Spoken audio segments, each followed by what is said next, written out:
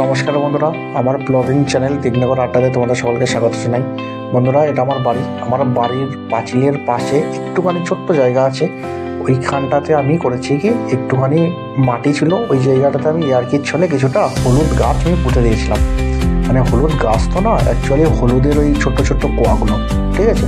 পুঁতে দেওয়ার পরে আমি জানিও না যে হলুদ গাছ হবে কি হবে না, এসব ব্যাপারে আমার ধারণাও ছিল না। তো আমি মোটামুটি পুঁতে দিয়েছিলাম। তাতে করে দেখো, আজকে বর্ষাকালের সময় জল পেয়ে গাছগুলো বাড়াও হয়ে গেছিলো, কিন্তু সার মাটি আমি কিছুই দিইনি, যেমন আছে তেমনই পড়েছিল। আমি ওকে কিছুই দেখিও নি, কিছু করিও নি, ও ওর মতোই বেড়েছে। এখন এই জায়গাটা আমি ঘর করবো, ইট রাখবো, তার জন্য জায়গাটা আমি পরিষ্কার করছিলাম। তো তাতে করে দেখলাম যে হলুদ গাছগুলো কেটে দেখি কিছু হয়েছে কিনা হলুদ টলুদ। তো তাতে করে এখন তোলার সময় দেখলাম না, বেশ খানিকটা হলুদ হয়েছে, ঠিক আছে। এই ভিডিওটা দেখো, দেখলে বুঝতে পারবে। এই দেখো, হলুদের চাই হলুদ হয়েছে, ঠিক আছে। এটাকে আমি আরেকটু যত্ন করলে আরেকটু বেশি হতো। মাটিগুলো একটু করে করে দিলে, একটু অল্প করে লাগালে শিকড়টা আরও বেশি নামাতে পারতো। অ্যাকচুয়ালি শিকড় তো না, এটা হলুদ গাছ হলো পরিবর্তিত কাণ্ড, গাছ না, গাছের মূল্য না, শিকড়ও না। গাছের যে কাণ্ড, যেটা উপরে আমরা দেখি, ওইটাই ভিতরে থাকে। ওটা আমি ভিডিওর শেষের দিকে একটা দেখাবো ভালো করে।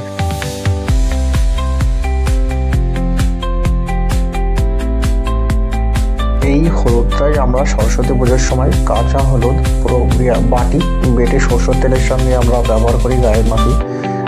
হলুদ অবশ্যই খুবই উপকারী, এটা সকলেই জানে, পেটের পক্ষে খুব ভালো। এবং অনেকেই রূপচর্চার ক্ষেত্রেও হলুদটা ব্যবহার করে, কাঁচা হলুদ। অনেকে তোমার এই শুকনো হলুদও ব্যবহার করে।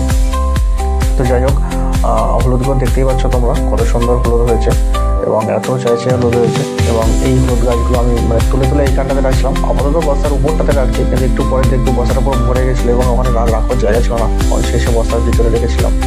তো যাই হোক, আমি মানে কি বলবো, প্রকৃতির এত সুন্দর দান আমি এরপরে এই লাগানোর পরে জাস্ট ইয়ার্কির ছলে একটুখানি সামান্য গর্ত করে ছোটো ছোটো টুকরো হলুদের কোয়া রেখেছিলাম, ব্যাস। এবং সেখান থেকে প্রাকৃতিক দানে একাই বড় হয়েছে, একাই হলুদ হয়েছে। আমি এর পিছনে কিচ্ছু করিনি, চারানা পয়সা ইনভেস্ট করিনি, ঠিক আছে। ওর মতো হয়েছে, ওর মতোই হলুদ হয়েছে। এখন আমি জায়গাটা পরিষ্কার করবো, ইট রাখবো, তার জন্য এখন আমি জায়গাগুলো তুললাম এবং দেখে নিচে হ্যাঁ সত্যি হলুদ হয়েছে। তো এর পরবর্তী ক্ষেত্রে আমি আবার হলুদ লাগাবো এবং খুব ভালোভাবে লাগাবো, যত্ন করে লাগাবো, যাতে আরও বেশি হলুদ হয়। তবে এই যে হলুদ, যেটা আমি বলছিলাম, যে হলুদটা তোমার অ্যাকচুয়ালি কিন্তু না মূল, না ফল, না ফুল, এটা তোমার গাছের কাণ্ড, পরিবর্তিত কাণ্ড। আমরা যেমন কি বলবো, গাছের যে এই যে আমরা হলুদগুলো ছাড়াচ্ছি, এখন আমি একটা হলুদ গাছ রেখে দিয়েছি সাইডে, এই দেখো এটা ভরে গেছে, এখন বস্তাটা ভরে গেছে। এরপরে আমি বস্তার ভিতরে রাখবো, আর কিছুটা আছে ছাড়ানো বাকি। তবে আমি এই যে এটা যে পরিবর্তিত কাণ্ড, সেটা আমি দেখানোর জন্য ভিডিওটা একদম লাস্ট পাতে একটা গাছ তুলে রেখে দিয়েছি। দেখো, সবুজ অংশ যেই মাটির নিচে নামছে, সেইটাই হয়ে গেল আমার হলুদ। আর উপরে যখন থাকছে তখন থাকছে গাছ, এই যে সবুজ অংশটা উপরে, তখন গাছ, যে নিচে নেমেছে হয়ে গেল হলুদ। এটা একটা পরিবর্তিত কাণ্ড, ঠিক আছে। এটা মূলও না, তোমার কিছুই না।